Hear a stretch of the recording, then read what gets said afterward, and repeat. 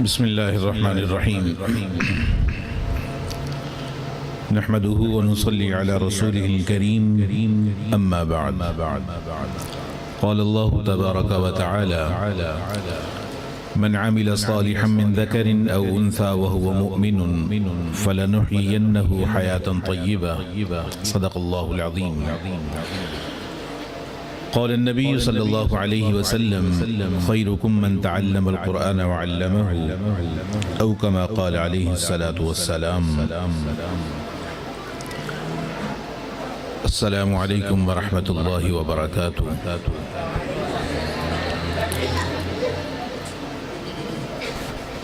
محترم حاضرین، عزیز طلباء اور مولانا عمیر صاحب آج کی اس پروقار تقریب میں اپنی شرکت کو میں سعادت سمجھتا ہوں. الحمدللہ آپ حضرات کے سامنے آج کی اس تقریب کے اندر جو طلباء نے پروگرام پیش کیا ہے، تلاوت قرآن کریم ہے، نعت رسول مقبول صلی اللہ علیہ وسلم، پیارے آقا صلی اللہ علیہ وسلم کی سیرت طیبہ کے حوالے سے انہی بچوں نے یہاں پر تقاریر بھی کی ہیں اور بڑی عمر کے جو یہاں کے بچے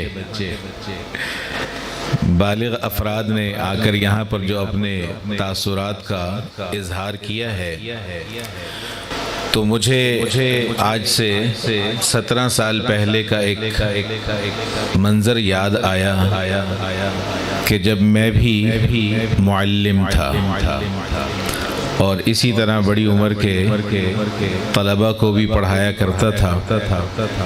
الحمدللہ یہ سلسلہ الحمدللہ چل رہا ہے. مولانا نے مجھے اس بات کا حکم دیا کہ مکتب کے حوالے سے کچھ کارگزاری ہمارے اس مجمع کے سامنے آ جائے. یہ بات میں آپ کی خدمت میں عرض کر دینا چاہتا ہوں کہ الحمدللہ اللہ تعالیٰ کے فضل و کرم سے اہل مدارس نے اپنی ذمہ داری کو خوب نبھایا ہے، اور آج کی اس تقریب کو دیکھ کر دل سے یہ دعا نکل رہی ہے کہ اللہ کرے کہ ہمارے ملک میں جتنے بھی مکاتب، مدارس، مساجد، جہاں پر بچوں کی تعلیم و تربیت کا کام ہو رہا ہے، سب جگہوں پر اسی طرح اچھا اور بہترین کام ہو.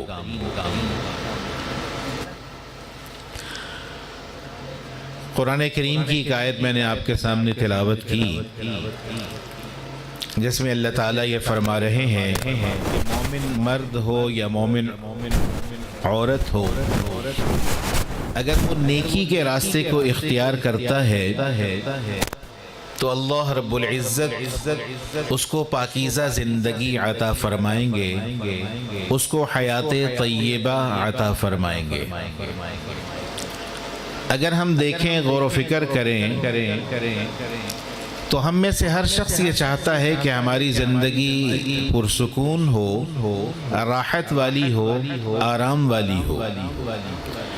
اس کے لیے لا علمی کی وجہ سے، جہالت کی وجہ سے ہمارے معاشرے کے افراد، دنیا بھر کے افراد غلط راستوں کا انتخاب بھی کرتے ہیں. اس سکون کو حاصل کرنے کے لیے، اس اطمینان کو حاصل کرنے کے لیے پروردگار عالم نے قرآن حکیم کے اندر ارشاد فرما دیا کہ اگر تم سکون چاہتے ہو، راحت چاہتے ہو، تو تمہیں نیکی کے راستے کا انتخاب کرنا پڑے گا. تو یہ مکاتب کے اندر، مساجد کے اندر، مدارس کے اندر الحمدللہ یہ آپ نے دیکھا بچوں نے جو پروگرام آپ حضرات کے سامنے پیش کیا، یہ کوئی اتنا آسان کام بھی نہیں ہے۔ آپ نے بچوں کا کانفیڈنس لیول دیکھا کہ کس انداز میں الحمدللہ بچوں پر محنت کی گئی، تو یہ ایک مسلسل محنت ہے، اور میں یہ سمجھتا ہوں کہ اہل علاقہ کے لیے طور پر یہ الحسنین جو اکیڈمی ہے جس کے ذمہ دار مولانا عمیر صاحب ہیں، یہ اہل علاقہ کے لیے بہت بڑی نعمت، اس کی قدر کریں۔ اس طرح کے محبت کرنے والے اساتذہ، محنت کرنے اساتذہ اساتذہ آپ کو ڈھونڈنے سے نہیں ملے، تو اہل علاقہ کے لیے یہ بہت بڑی نعمت ہے۔ اور میں ابھی مولانا سے تذکرہ کر رہا تھا کہ آج سے میرا خیال 10 سال پہلے جب ہم یہاں اس علاقے میں مولانا کی کلاس دیکھنے کے لیے آئے تو یہ ایک چھوٹی سی کلاس تھی، اور وہ بھی ایک دکان کے اندر، اور دکان بھی کرائے کی تھی۔ تو آج الحمدللہ اللہ تعالیٰ نے بتا رہے تھے کہ 4 درسگاہیں ہیں جو حفظ کی ہیں، ناظرہ کی درسگاہ ہے اور تعلیم بالغاں ہے۔ تو دیکھیے کہ جب انسان محنت کرتا ہے تو اللہ تعالیٰ اس کی محنت کو ضائع نہیں کرتے۔ الحمدللہ مکتب تعلیم القرآن الکریم کے حوالے سے ہم نے اس کا آغاز کیا 2007 کے اندر، تو مختلف مکاتب میں، مختلف مساجد میں، مختلف جگہوں پر جا کر ہم نے علماء سے ملاقاتیں کی، اور یہ جو کچھ بچوں کو سکھایا جا رہا ہے اس حوالے سے ہم نے مختلف لوگوں کو آگاہ کیا کہ مساجد کے اندر بچوں کی ایسی تعلیم کا نظم بنایا جائے۔ بسا اوقات مسجد کا مینار ہمیں کہیں نظر آتا تو ہم اس مینار کو دیکھ کر اس طرف بھاگتے کہ یہاں ہمیں کوئی صاحب مل جائیں گے، تو اس انداز کے اندر اس کا آغاز ہوا، اور محض اللہ تعالیٰ کا فضل اور احسان ہوا، اور یہ ہم سمجھتے ہیں کہ اس میں ہمارے بڑوں کا، ہمارے اکابر کا رونا دھونا شامل ہے، اور اللہ تعالیٰ سے مانگنا شامل ہے کہ جس کی برکت سے آج الحمدللہ ملک بھر کے اندر اور ملک سے باہر کئی ملکوں کے اندر مکتب تعلیم القرآن الکریم کے پلیٹ فارم سے الحمدللہ کئی ہزار مکاتب وجود میں آ چکے ہیں۔ ہمارے پاکستان کے اندر الحمدللہ تقریباً 17,000 اساتذہ اس وقت پڑھا رہے ہیں۔ یہ جو تربیتی نصاب آپ کے بچے یہاں پر پڑھتے ہیں، یہ الحمدللہ ملک بھر میں 17,000 اساتذہ پڑھا رہے ہیں۔ بچوں کی تعداد الحمدللہ لاکھوں کے اندر ہے۔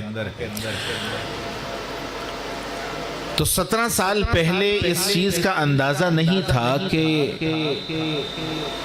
یہ کام کیسے ہوگا،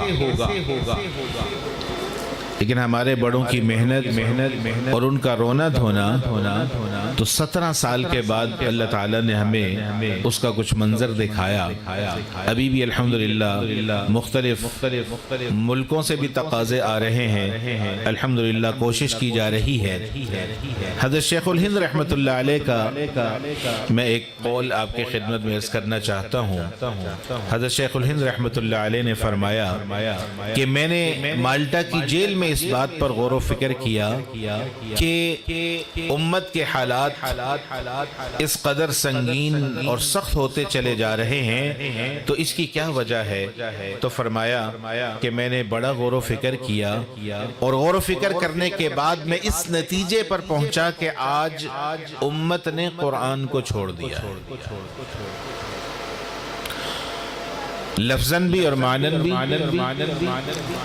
ہمارے اس معاشرے کے اندر جو قرآن پاک کی تعلیم ہے الحمدللہ جہاں پر حفظ کے مدارس قائم ہیں اور اساتذہ محنت کر رہے ہیں، لیکن عوام پر بھی محنت کی بہت زیادہ ضرورت ہے۔ اس محنت سے یہ چاہا جا رہا ہے کہ ہم اپنے بچوں کو ڈاکٹر بنائیں، انجینئر بنائیں، جو ہم چاہتے ہیں اپنے بچوں کو بنائیں، اچھا تاجر بنائیں، لیکن اس کے ساتھ ساتھ اس تعلیم و تربیت کو ساتھ ملانے کا مقصد یہ ہے کہ ہم اپنے بچے کو ایک اچھا مسلمان بھی بنائیں۔ ایک اچھا مسلمان بنانے کی ضرورت ہے، جو والدین کی قدر کرنے والا ہو، جو دھوکے باز نہ ہو، جو اپنے بڑوں کا احترام کرنے والا ہو، جو کسی کے مال پر قبضہ کرنے والا نہ ہو، اور اپنی ذمہ داریوں کو احسن طریقے سے ادا کرنے والا ہو۔ تو مکتب تعلیم القرآن الکریم کے حوالے سے حضرت شیخ الہند رحمۃ اللہ علیہ کا جو ایک ملفوظ میں نے آپ کی خدمت میں عرض کیا، تو کیا فرمایا کہ میں نے اس بات کا عزم کیا کہ بستی بستی مکاتب قرآنیہ قائم کیے جائیں۔ الحمدللہ اس بات کی کوشش کی جا رہی ہے، ہر بستی کے اندر، ہر علاقے کے اندر، اور گاؤں اور دیہاتوں کے اندر، پہاڑوں کے اندر، صحراؤں کے اندر، الحمدللہ ملک بھر کے اندر الحمدللہ اس بات کی کوشش کی جا رہی ہے کہ مکاتب قرآنیہ قائم کیے جائیں۔ اور یہ جو آپ حضرات نے کچھ کارگزاری اپنی سنائی کہ ہم اتنے سال سے قرآن پڑھ رہے ہیں، اور اب جا کر یہ احساس ہو رہا ہے کہ گزشتہ زندگی کے اندر جو ہم نے پڑھا اس کا کیا بنے گا، بلکہ ہمیں تو اس بات پر خوش ہونا چاہیے کہ ہم زندگی کے اس حصے میں پہنچ کر متعلم قرآن بن گئے، طالب علم بن گئے۔ اور طالب علم بھی کون سے بنے؟ قرآن کریم سیکھنے والے۔ اور اللہ کے نبی صلی اللہ علیہ وسلم نے فرمایا کہ تم میں سے بہترین شخص وہ ہے جو قرآن سیکھے اور قرآن سکھائے۔ اب سیکھنے والا بھی بہترین ہو گیا اور سکھانے والا بھی بہترین ہو گیا۔ جیسے بزرگ فرما رہے تھے کہ ساری چیزیں یہاں رہ جائیں گی، اب آگے کیا ہوگا؟ قرآن ہوگا، قرآن ہی قرآن ہوگا۔ تو اس پر ہمیں اپنے حوصلے بلند رکھنے چاہیے، اور اس پر بھی پیارے آقا صلی اللہ علیہ وسلم کا فرمان مبارک ہے کہ جو قرآن کریم کو پڑھنے کے اندر مشقت برداشت کرتا ہے، دقت اٹھاتا ہے، اس کو قرآن کریم کی اس مشقت اٹھانے پر دوہرا اجر ملتا ہے۔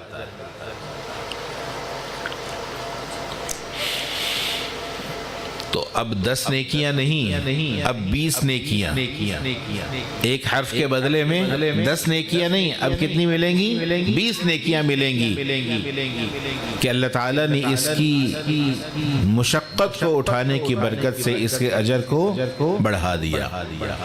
اور یہ بھی بات آپ کے سامنے عرض کر دوں، ہمارے بڑوں نے اس بات کی کوشش کی کہ ہمارے ملک بھر کے اندر جو 17,000 اساتذہ ہیں، ان اساتذہ کی تجوید پر محنت کی جائے۔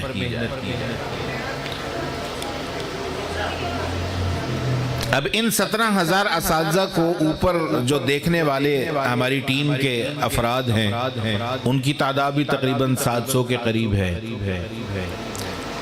تو اب یہ ایک بہت بڑا چیلنج تھا کہ ان افراد کو تیار کیا جائے۔ الحمدللہ میں آپ کے خدمت میں بطور تحدیث بن نعمت کے عرض کرتا ہوں کہ الحمدللہ میں آج بھی قرآن کا طالب علم ہوں۔ آج بھی اپنے استاد محترم کی خدمت میں حاضر ہوتا ہوں اور قرآن کریم سناتا ہوں، اور صرف وہ سنانا نہیں ہے بلکہ اپنی تجوید کو مزید درست کرنے کے لیے سنانے کے لیے جاتا ہوں۔ اور ہم نے بچپن سے مدرسے میں پڑھا اور قرآن کریم حفظ کیا، پھر مدرسے کے اندر پڑھا۔ اس کے باوجود ابھی مجھے 5 سال ہو گئے اور 5 سال میں ابھی 14ویں پارے تک پہنچا ہوں۔ تو بالکل صحیح فرمایا ہمارے بڑوں نے، یہاں بھی کسی صاحب نے یہ بات کی ہے کہ یہ جو قرآن کی محنت ہے یہ سال 2 سال 3 سال کی محنت نہیں ہے، بلکہ یہ محنت موت تک کی محنت ہے کہ ہم زندگی کے آخری سانس تک قرآن کریم کو سیکھنے کی محنت کے اندر لگے رہے۔ اللہ تعالی ہمیں اس کی توفیق عطا فرمائے۔ تو آپ حضرات دیکھیے ہمارے ان بچوں کا جو کانفیڈنس لیول ہے، آپ حضرات خوش قسمت ہیں جن کے بچے یہاں پڑھتے ہیں، اور اگر جو بڑی عمر کے افراد ہیں اگر ان اپنے بچوں کو قرآن کا حافظ نہیں بنا سکے، ناظرہ قرآن کریم صحیح تجوید کے مطابق پڑھنا نہیں سکھا سکے، تو وہ نیت کریں اس بات کی کہ اللہ تعالیٰ ان کو جو پوتوں کی صورت کے اندر، نواسوں کی صورت کے اندر جو معصوم پھول اللہ تعالیٰ نے اپنے خزانوں سے عطا کیے ہیں، ان بچوں کی تعلیم و تربیت کے لیے دعا بھی کریں اور ان کو قرآن کریم سکھانے کے حوالے سے محنت بھی جاری رکھیں۔ تو ایک تو یہ فرمایا کہ قرآن کریم کی محنت کو عام کرنا، اور دوسرا یہ فرمایا کہ تعلیم بالغاں کے حلقے قائم کرنا۔ کس نے؟ حضرت شیخ الہند رحمۃ اللہ علیہ نے۔ جیسے مولانا عمیر صاحب فرما رہے تھے کہ الحمدللہ یہاں پر تعلیم بالغاں بھی ہے، الحمدللہ ملک بھر کے اندر ہزاروں جگہ پر تعلیم بالغاں کے حلقے بھی قائم ہوئے، لیکن ابھی بھی ہمیں بہت زیادہ اس بات کی ضرورت ہے کہ ہم اپنے نوجوانوں پر محنت کریں۔ آج ہماری مساجد نوجوانوں سے خالی ہیں، تو نوجوانوں پر محنت کرنے کی بہت زیادہ ضرورت ہے۔ اگر آج ہم اپنے نوجوانوں کو دیکھیں تو ہمارے نوجوانوں کا مستقبل کیا ہے، ہمارے نوجوان نسل کی منزل کیا ہے، ہمارے نوجوان نے اپنی منزل کا کیا تعین کیا ہے۔ اس لیے ہر مسجد کے اندر ہر عالم کو اس بات کی کوشش کرنی چاہیے کہ وہ اس طرح تعلیم بالغاں کے حلقے قائم کریں۔ اس کے ساتھ حضرت مولانا علی میاں صاحب رحمۃ اللہ علیہ نے، ان کا ایک قول میں آپ کی خدمت میں عرض کرتا ہوں، انہوں نے فرمایا کہ دیکھیں ہم اپنے بچوں کو اسکول بھیجتے ہیں، کالج بھیجتے ہیں، یونیورسٹی بھیجتے ہیں۔ الحمدللہ مکتب تعلیم القرآن الکریم کے حوالے سے میرا یونیورسٹی آف سیالکوٹ میں جانا ہوا، تو یونیورسٹی لیول پر جو یونیورسٹی کے ڈین تھے ان سے ملاقات ہوئی، تو وہ مجھ سے کہنے لگے کہ آپ کیا کرتے ہیں؟ تو میں نے یہ تربیتی نصاب کے حوالے سے اور جو ہمارا مولانا امیر معاویہ صاحب حاضری رجسٹر ہے، اس حاضری رجسٹر کے بارے میں تھوڑا سا بتایا کہ جی یہ ہمارا کام ہے تربیت کے حوالے سے، اور ہمارا کام کرنے کا یہ سٹائل ہے اور یہ طریقہ کار ہے۔ تو وہ مجھے کہنے لگے کہ بڑی حیرت کے ساتھ کہ یہ مولوی لوگوں نے یہ انٹرنیشنل لیول کا کام کس طرح کر لیا۔ پھر وہ کہنے لگے آپ ہمارا دکھڑا بھی سنیں۔ ہمارا دکھڑا یہ ہے کہ آج ہم اس لیول پر بیٹھے ہیں یونیورسٹی کے اندر، اور ہمارے پڑھنے والے طلباء کو، طالبات کو والدین کا ادب اس کے بارے میں نہیں جانتے، اساتذہ کے ادب کے بارے میں نہیں جانتے، بنیادی دین کے بارے میں نہیں جانتے، تو ہمارا ایک مکتب کے حوالے سے اسکولوں میں بھی ایک محنت ہے ہماری، تو اس میں ایک 1 منٹ تربیہ ہے، اس کے 12 عنوان ہیں، 12 تھیم ہیں جو ہم نے اسکول والوں کے لیے تیار کیے ہیں۔ تو اس کے صرف نام میں نے ان کے سامنے بولے تو وہ کہنے لگے کہ آپ اس پروگرام کو یونیورسٹی آف سیالکوٹ کے اندر شروع کریں۔ تو الحمدللہ یہ جو آنے والا منگل ہے، اس منگل میں اس پروگرام کا آخری لیکچر ہوگا، اللہ تعالیٰ اس کو بھی قبول فرمائے۔ تو میں یہ عرض کر رہا تھا کہ جس اہتمام کے ساتھ اور جس شوق کے ساتھ ہم اپنے بچوں کو اسکولوں میں بھیجتے ہیں، کیوں؟ اس لیے کہ اسکولوں میں ہم بھاری فیس ادا کرتے ہیں۔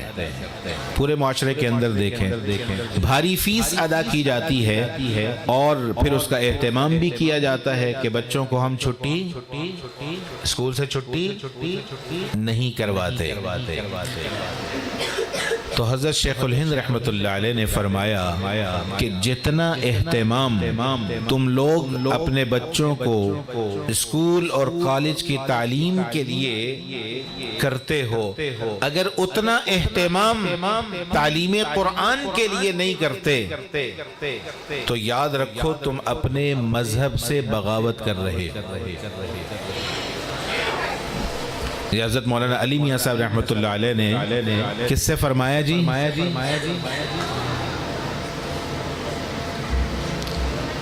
مسلمانوں سے خطاب فرمایا، اہل ایمان سے مخاطب ہو کر یہ کہا کہ آپ اس بات کا عزم کریں کہ آپ بھی اپنے بچوں کو جب قرآن کریم پڑھنے کے لیے بھیجیں تو اسی اہتمام کے ساتھ بھیجیں، جس طرح ماں کو اس بات کی فکر ہوتی ہے کہ اس نے بچے کو وقت پر اسکول بھیجنا ہے، ایسے ہی مکتب میں اور مدرسہ میں بھیجنے کی فکر بھی ایسی ہی ہونی چاہیے، اور جس طرح وہاں اہتمام کیا جاتا ہے اسی طرح اہتمام یہاں بھی کیا جائے۔ اللہ تعالیٰ اس محنت کو قبول فرمائے، اور اس محنت کے اندر محنت کرنے والے جو اساتذہ کرام ہیں اور ان کی بڑی حیثیت ہے، بڑا مقام ہے، بڑا مرتبہ ہے۔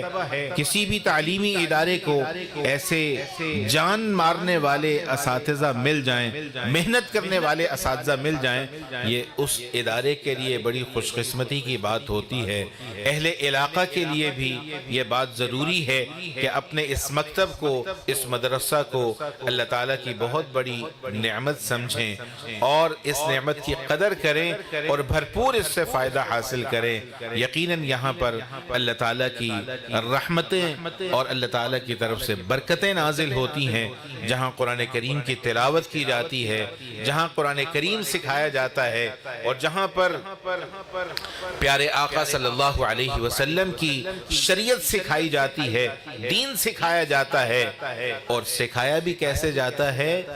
الحمدللہ محبت کے انداز میں، پیار محبت سے، شفقت سے، نرمی سے ان بچوں کو دین سکھایا جاتا ہے۔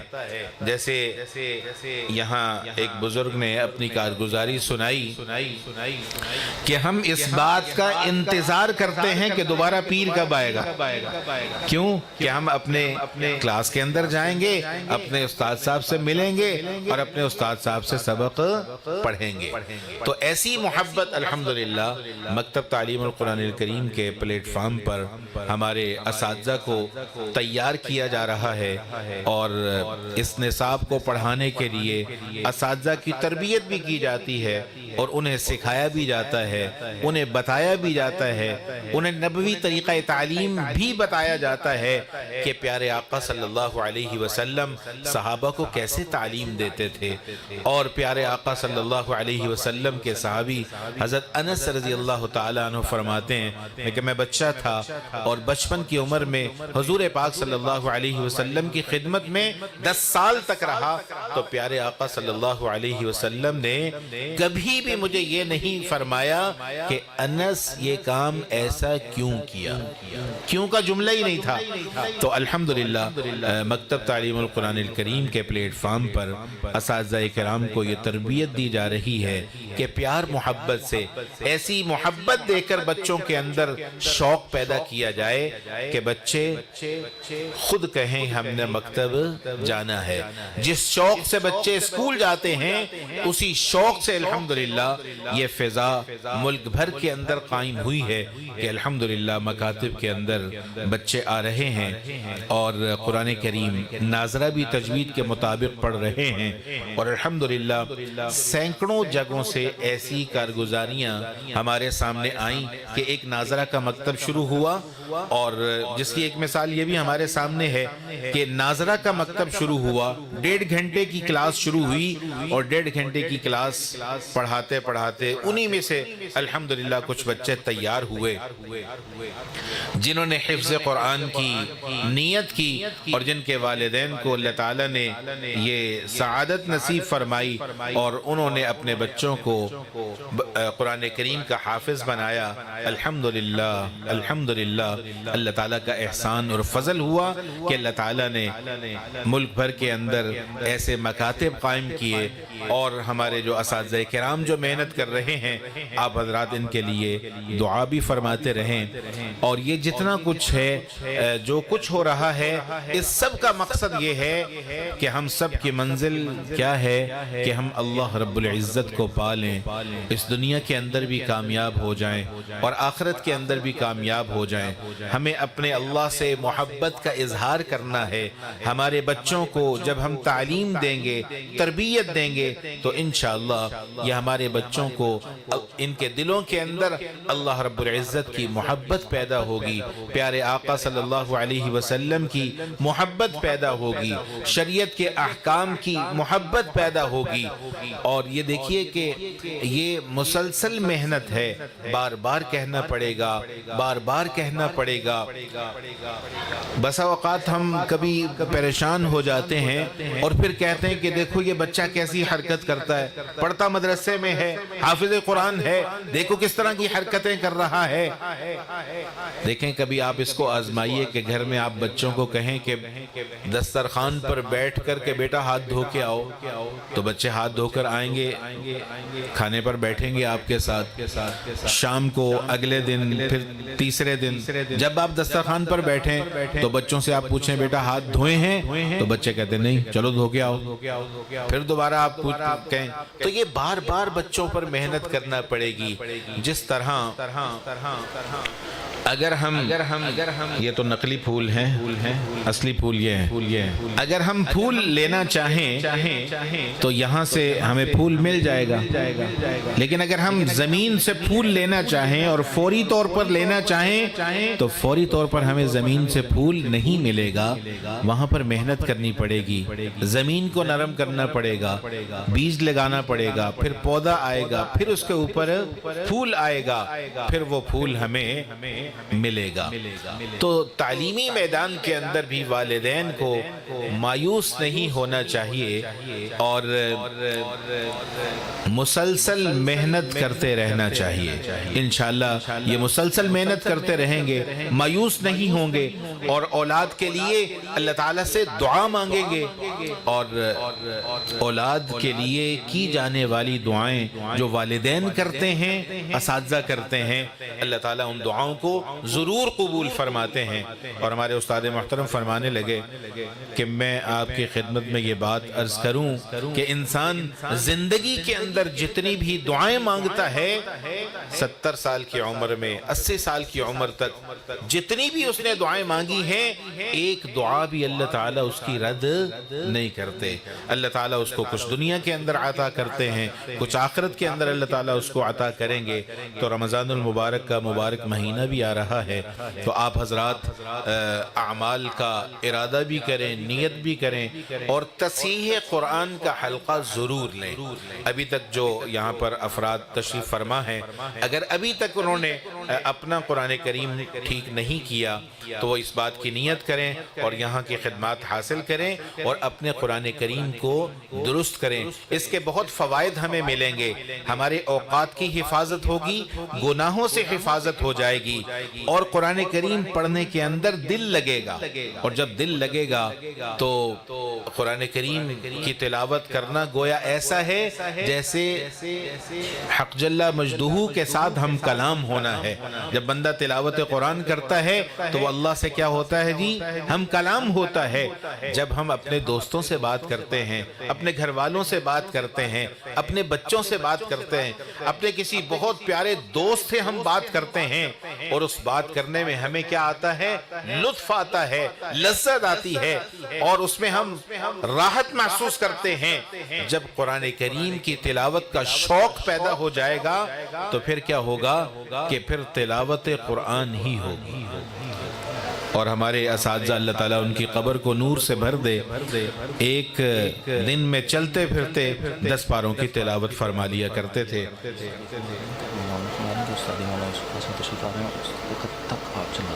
ابھی آئیں گے ٹھیک۔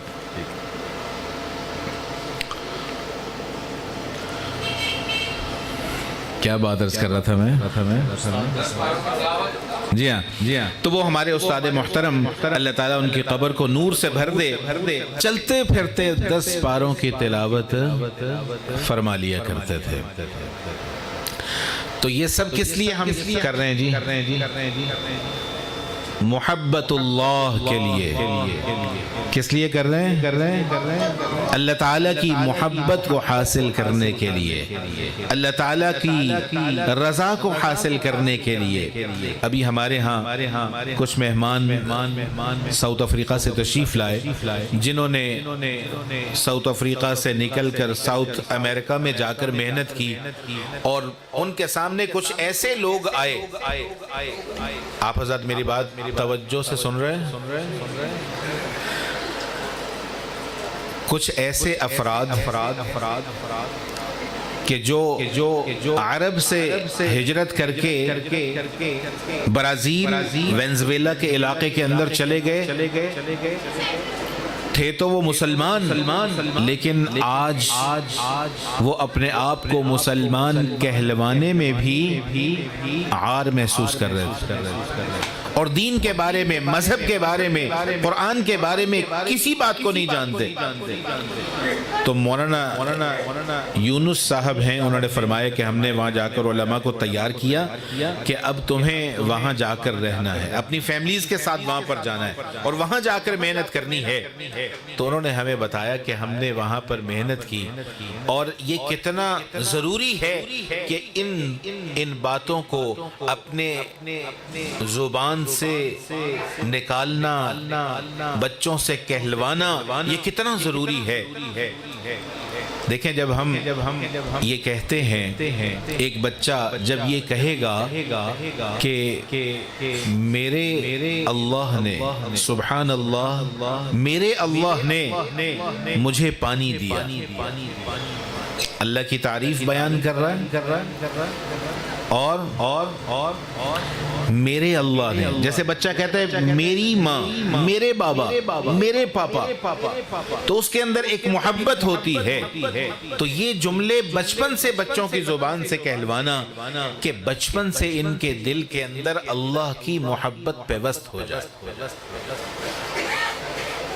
اور یہ صرف بچوں کو ضرورت نہیں ہے، یہ میری بھی ضرورت ہے، یہ آپ کی بھی ضرورت ہے، ہمارے گھر کی خواتین کی بھی ضرورت ہے کہ ہم ان سادہ جملوں کو اپنی زبان سے بولیں.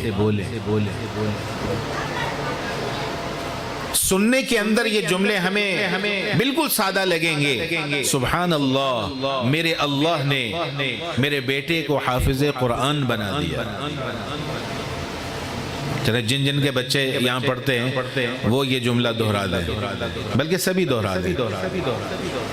سبحان اللہ، میرے اللہ نے میرے بچے کو حافظ قرآن بنا دیا. الحمدللہ، یہ کتنا بڑا انعام ہوا اللہ رب العزت کی طرف سے. تو یہ بات آپ اپنے ذہن کے اندر رکھیں کہ یہ جو کچھ ہو رہا ہے، یہ جو مدرسہ آپ کے سامنے ہے، یہ جو پروگرام آپ کے سامنے پیش کیا جا رہا ہے، یہ جو بچے قرآن کریم سیکھ رہے ہیں، یہ جہاں پر پیارے آقا صلی اللہ علیہ وسلم کی شریعت بچوں کو سکھائی جا رہی ہے، اور یہ جو کچھ بچوں نے یہاں پر آ کر پروگرام آپ کے سامنے پیش کیا ہے، اس سب کا مقصد اللہ رب العزت کو راضی کرنا ہے. ہماری زندگی کا مقصود اور مطلوب یہی ہونا چاہیے کہ ہم نے اللہ کو راضی کرنا ہے. اور ان بچوں کی تعلیم اور ان بچوں کی تربیت اور ان بچوں کی کفالت کے اندر ہمیں بوجھ محسوس نہیں کرنا چاہیے. یہ اللہ تعالیٰ کی نعمتیں ہیں، یہ اللہ تعالیٰ کا انعام ہے. ہم جو محنت کرتے ہیں، مشقت اٹھاتے ہیں، کام کرتے ہیں، دکان میں جاتے ہیں، کاروبار کرتے ہیں، آفس میں جاتے ہیں، یہ تو ذمہ داریاں ہیں. اور یہ ذمہ داریاں کس نے لگائی ہیں؟ اللہ تعالیٰ نے لگائی. اب ان ذمہ داریوں کو نبھاتے ہوئے اگر ہم کھانا کھائیں گے، اپنے بچوں کو کھلائیں گے، کپڑا پہنیں گے، اپنے بچوں کو کپڑا پہنائیں گے، تو یہ سب کیا ہوگا؟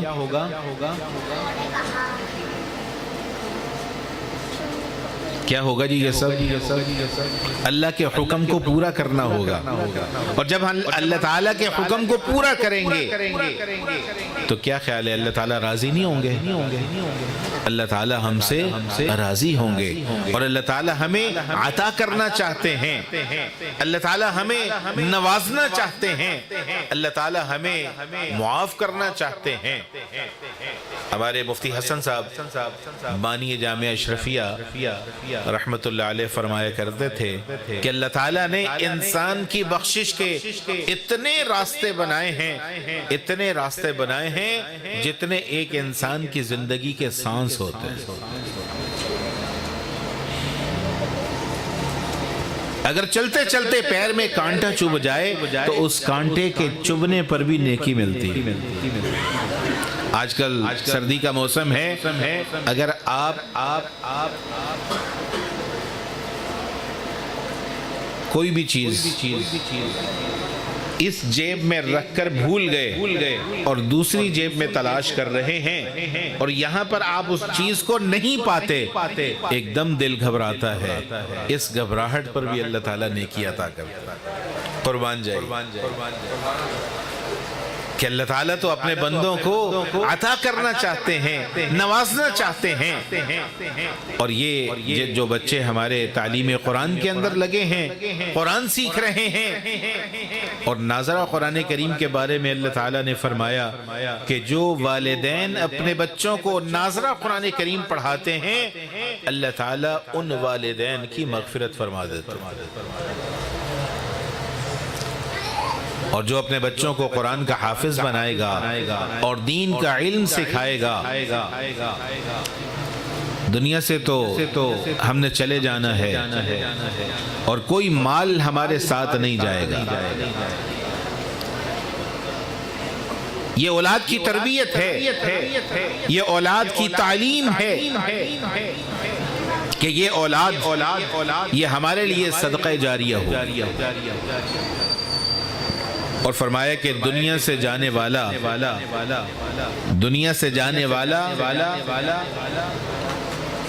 وہ مدد کا اس طرح محتاج ہوتا ہے جس طرح دریا میں ڈوبنے والا مدد کا محتاج ہوتا ہے۔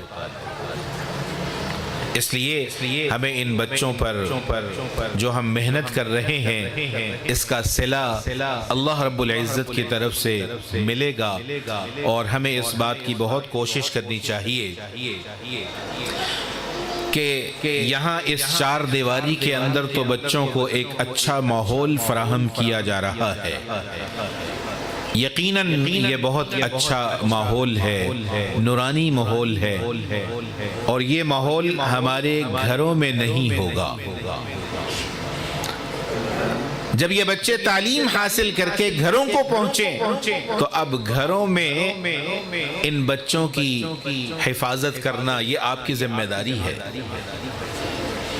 اب گھروں کے اندر کیا ہے؟ موبائل ہے اور دیگر اشیاء ہیں، اور خاص طور پہ بچے چاہے قرآن پڑھنے والے ہوں یا اسکول جانے والے بچے ہوں، ہم اس بات کی نیت اور کوشش کریں کہ ہم اپنے بچوں کو موبائل سے دور رکھیں۔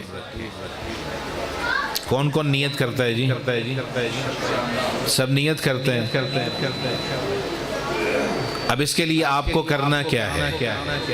جب آپ اپنے کام سے فارغ ہو کر اپنے گھروں کو پہنچیں اور آپ یہ چاہتے ہیں کہ آپ کے بچے موبائل کا استعمال نہ کریں، تو پھر آپ کو بھی شام کو اپنے موبائل کو بند کر کے ایک الماری کے اندر رکھ دینا چاہیے، اور اپنی فیملی کے ساتھ، اپنے بچوں کے ساتھ، اپنے گھر والوں کے ساتھ آپ کوالٹی ٹائم گزاریں۔